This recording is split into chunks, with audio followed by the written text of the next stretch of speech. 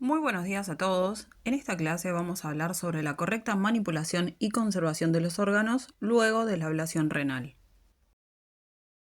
Para comenzar vamos a hablar un poco de historia. El primer trasplante realizado con éxito a nivel mundial fue en 1954 en Estados Unidos. El procedimiento fue llevado a cabo por el cirujano Joseph Murray, quien trasplantó el riñón de un donante a su gemelo idéntico. Esto le valió el Premio Nobel de Medicina en 1990. En Argentina, el 11 de junio de 1957 se lleva a cabo el primer trasplante renal en humanos en el Hospital de Clínicas de Buenos Aires, a cargo del doctor Alfredo Lanari. El receptor fue un varón de 16 años que recibió un injerto renal de un recién nacido. En el año 2015 se realiza la primera donación cruzada en América Latina al periodista Jorge Lanata, quien recibió un riñón de la madre de un joven enfermo que aceptó donar uno de sus riñones al periodista. A su vez, la esposa de ese momento de Jorge donó uno de sus riñones al hijo de dicha mujer. El procedimiento se realizó con autorización judicial. En el año 2018 se promulga la Ley 27.447 de trasplante de órganos, tejidos y células de origen humano en todo el país. El trasplante de órganos es un reemplazo de un órgano enfermo por otro sano. El donante es quien da el órgano y el receptor es quien recibe el órgano. La ablación de órganos es el procedimiento médico por el cual se extraen los órganos del cuerpo del donante. Se realiza el trasplante de órganos, tejidos y células cuando todos los medios y recursos para mejorar la salud del paciente están agotados o son insuficientes. Veamos los artículos de la ley sobre donante vivo. El artículo 21 nos habla de la condición habilitante. La extracción de órganos, tejidos y células con fines de trasplantes entre personas relacionadas conforme a las privaciones de los artículos siguientes está permitida solo cuando se estime que razonablemente no cause un grave perjuicio a la salud del donante y existan perspectivas de éxito para conservar la vida o mejorar la salud del receptor. El artículo 22 nos habla sobre limitación. Solo estará permitida la ablación de órganos, tejidos en vida con fines de trasplante sobre una persona capaz, mayor de 18 años, quien pueda autorizarlo únicamente en caso de que el receptor sea su pariente consanguíneo o por adopción hasta el 4º grado o su cónyuge, o pareja con quien mantiene una unión convivencial, conforme a la normativa vigente.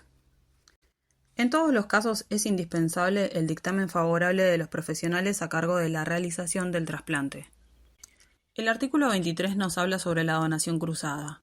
En el supuesto que una pareja de donante-receptor no reúna las condiciones de compatibilidad requeridas para llevar a cabo un trasplante de riñón, se permite la donación cruzada con otra pareja, en idénticas condiciones.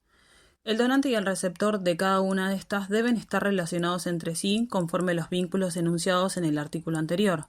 El INCUCAI debe dictar las normas para el funcionamiento de un registro de donación renal cruzada, en las cuales se establecerán los requisitos para el desarrollo de la actividad descripta.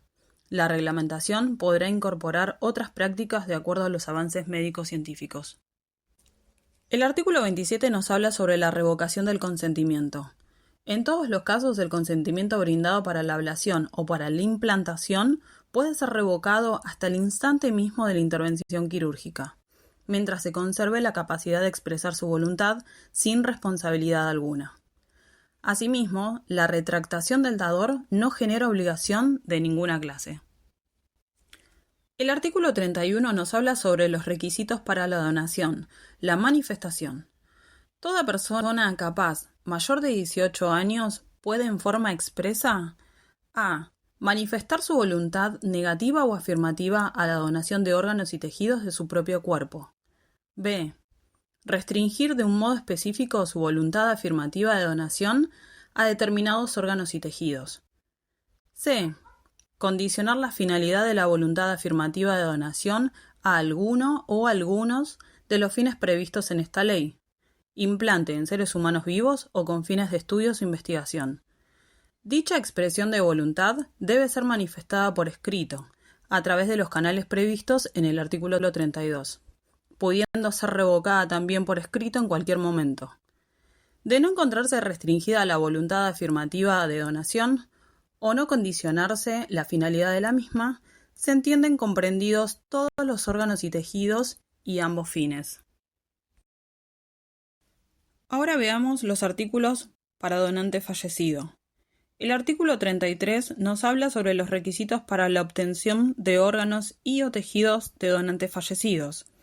La ablación de órganos y o tejido puede ser realizada sobre toda persona capaz mayor de 18 años que no haya dejado constancia expresa a su oposición a que después de su muerte se realice la extracción de los órganos o tejidos. En caso de no encontrarse registrada la voluntad del causante, de acuerdo a lo previsto en el artículo 31 y 32, el profesional a cargo del proceso de donación debe verificar lo mismo conforme lo determina la reglamentación.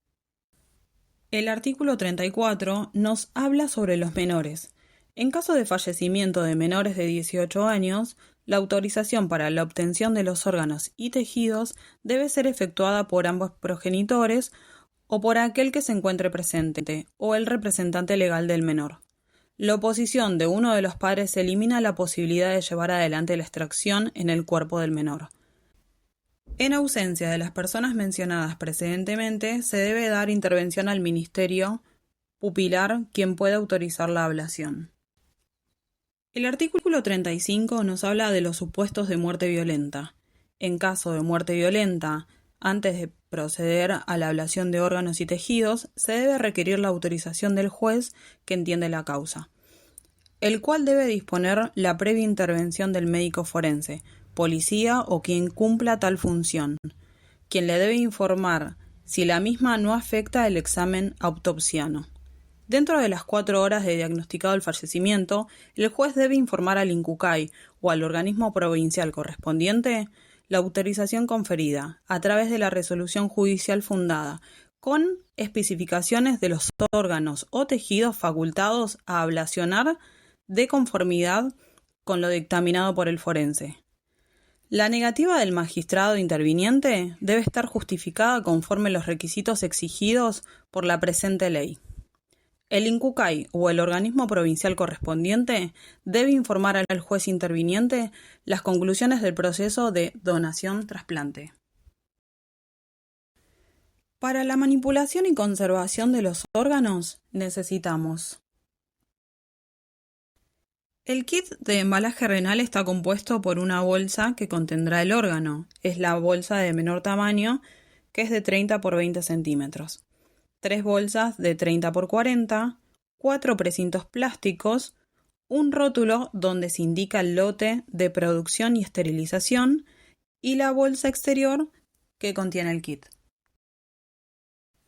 En la bolsa que contiene al órgano, que es la número 1, que es la bolsa de 20 por 30, se debe adicionar una solución de preservación de cantidad suficiente para conservar al órgano sumergido totalmente, no menos de 300 mililitros. Se debe tomar una muestra de la solución de preservación de cada una de las bolsas que contienen los riñones, 20 mililitros que se colocan en un frasco de urocultivo. Ambas muestras, riñón derecho e izquierdo, deben ser rotuladas y enviadas al laboratorio bacteriológico de referencia junto con los cultivos del donante previos a la ablación. Luego de tomar esta muestra, se procede a extraer el aire y colocar el primer precinto. La primera bolsa, que es la que contiene el órgano con el líquido de preservación, es introducida en una de las bolsas de mayor tamaño que también es precintada. Esta acción se repite con las otras 2 bolsas más, en total son 4, extrayendo el aire de todas las bolsas para evitar el efecto aislante del mismo. Las bolsas número 2, 3 y 4 no deben tener el agregado de ningún otro componente. No se recomienda colocar hielo entre las bolsas.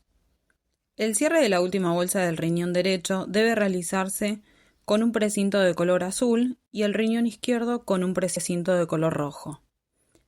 El órgano ya embolsado por completo se coloca en un contenedor de telgopor para traslado terrestre o de plástico térmico para traslado aéreo, provisto por el INCUCAI, al cual se le debe colocar hielo, y aquí no es necesario que sea estéril, y se debe cubrir la totalidad de la bolsa con hielo para su transporte.